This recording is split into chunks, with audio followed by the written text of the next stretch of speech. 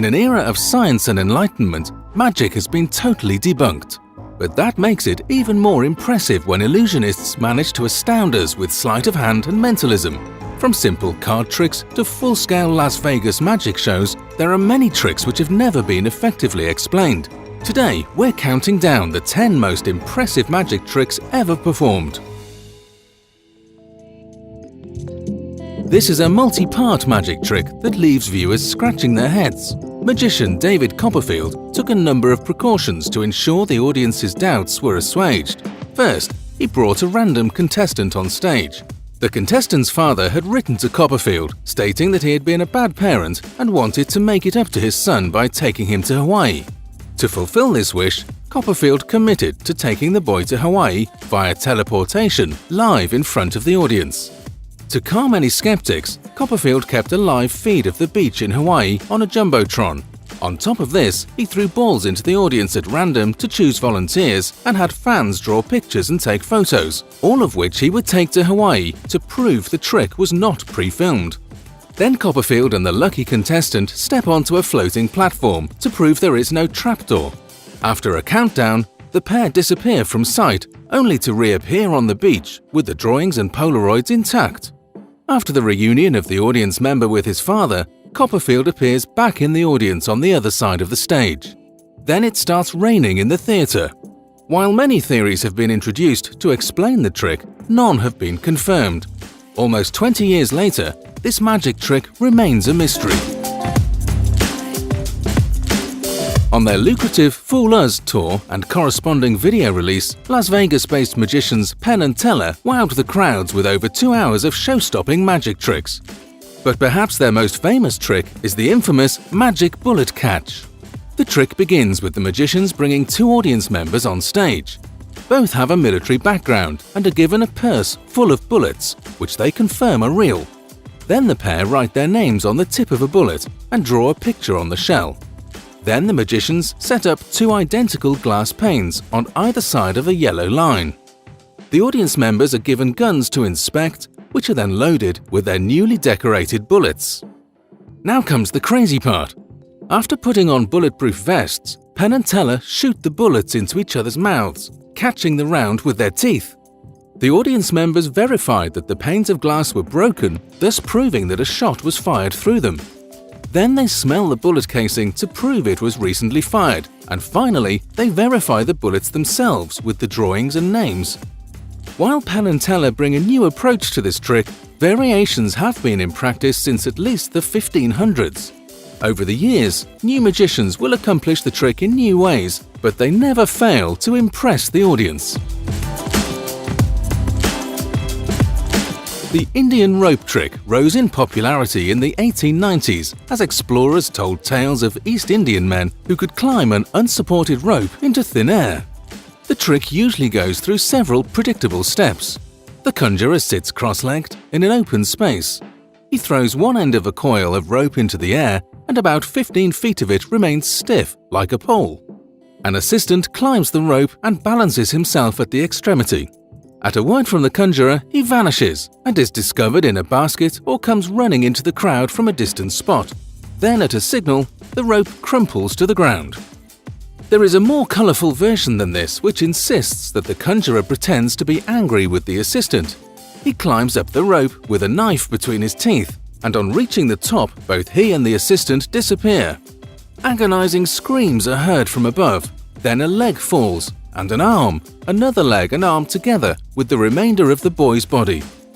The conjurer reappears and climbs down the rope, covered with blood. He assembles the limbs and trunk, which at once becomes complete and alive. The rope crumples and is packed away in a basket.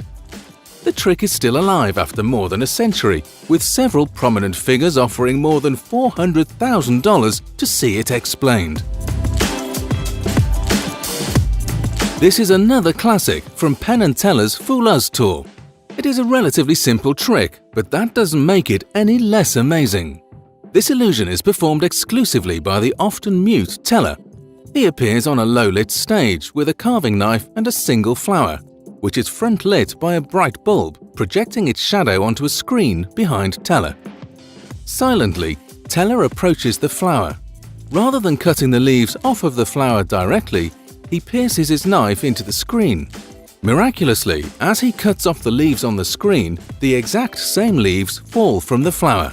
The audience gasps as he moves from leaf to leaf, slowly dismantling the flower. Finally, Teller goes in for the kill. He pierces the budding flower's shadow, and its petals fall off one by one. Penn has stated that no one knows how shadows is done, and no one will ever figure it out. So far, that challenge remains intact. Rumours circulated that a Dutch magician was performing a similar trick, but this was quickly debunked. It is also allegedly the trick that led Teller to remain silent on stage, because he believes it helps the viewer to concentrate on the trick rather than on his speech. David Berglas is considered one of the forefathers of modern magic. His secret technique of locating a particular card within a pack has been described as the holy grail of card magic. He was one of the first magicians to appear on UK television. His namesake trick is also called Any Card at Any Number. It begins with him showing a full deck of cards to the audience. Then an audience member is chosen at random. They name whichever card they want in the deck. A second spectator then names a number between 1 and 52. A third spectator is encouraged to count down to the previously mentioned number. The cards are on view the entire time. There are multiple variations, but usually Berglas has an audience member hold the deck of cards to prove there is no sleight of hand.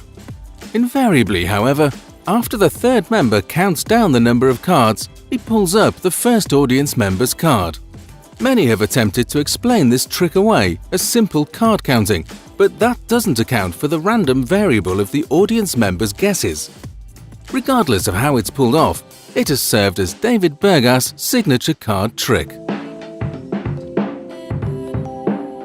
Richard Osterlind is a mentalist who has been performing for major corporations for more than 35 years. He has appeared at the Sheraton Great Wall in Beijing, the Hotel de Paris in Monte Carlo, the Casa de Campo in the Dominican Republic, and many other luxury resorts around the world. He is a speaker, author, teacher of magic and mentalism, and creator of many magic effects.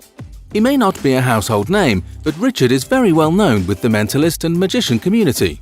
Potentially his best trick is the penny bender, wherein he asks an audience member to scratch a penny on both sides using a key.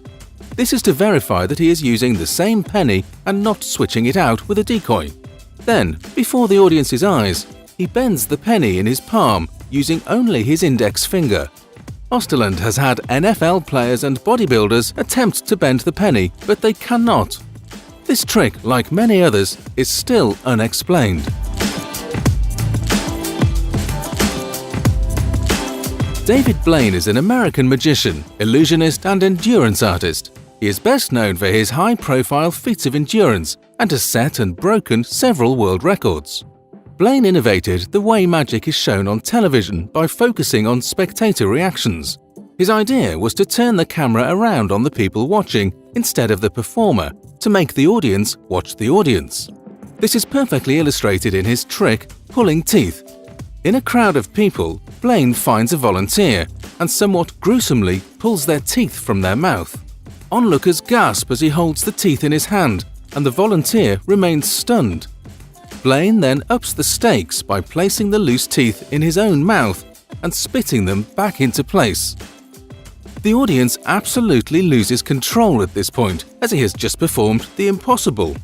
Of course, some posit that the volunteer is actually a planted assistant, but that doesn't explain the mechanics of moving and replacing the teeth in their mouth. This deviates from Blaine's main attractions, which usually involve feats of dehydration, asphyxiation, or extreme cold. His pulling teeth trick is a good old-fashioned illusion. The Chop Cup routine brought much acclaim to British magician Paul Daniels in the early 80s. He was awarded the prestigious Magician of the Year award by the Hollywood Academy of Magical Arts in 1983. He also won the Golden Rose of Montreux in 1985. Daniels begins by picking a volunteer from the audience. The volunteer is asked to keep their eyes on a tiny white ball throughout the trick.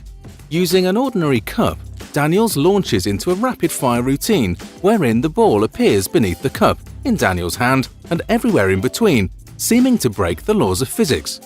He then plays the trick out in slow motion with the same results. The audience is impressed, but the biggest trick of all comes when Daniels replaces the ball with a lemon. Though the trick is relatively simple, it is buoyed by Daniels' showmanship. Clearly there is some sleight of hand involved, but most people are unable to guess how the trick is truly performed. We've already seen David Copperfield on the countdown, but given his impressive history, it was difficult to narrow his tricks down to just one. The most successful magician in history, Copperfield has racked up $1 billion in career earnings, busted 10 world records, and amassed a whole host of awards for his work as a theatrical entertainer. While floating unsupported and making the Statue of Liberty miraculously vanish were dazzling feats, there is one trick so endemic to Copperfield's legend that he legally purchased the rights to the illusion: the Death Saw. It was originally performed in his 1988 special, The Magic of David Copperfield, The Bermuda Triangle. The trick has been recreated so many times in popular culture that it's hard to believe the genesis was so recent. In this world-class illusion, the magician lies flat on his stomach on a board as a whirring saw blade swings towards him. The blade bisects Copperfield at the midriff, only for his assistants to push the two halves back together. Copperfield then rises for his prestige, whole and unscathed. While it's been proven that Copperfield relies on an assistant to function as his lower half, the trick is still classic and has set the tone for much of modern magic.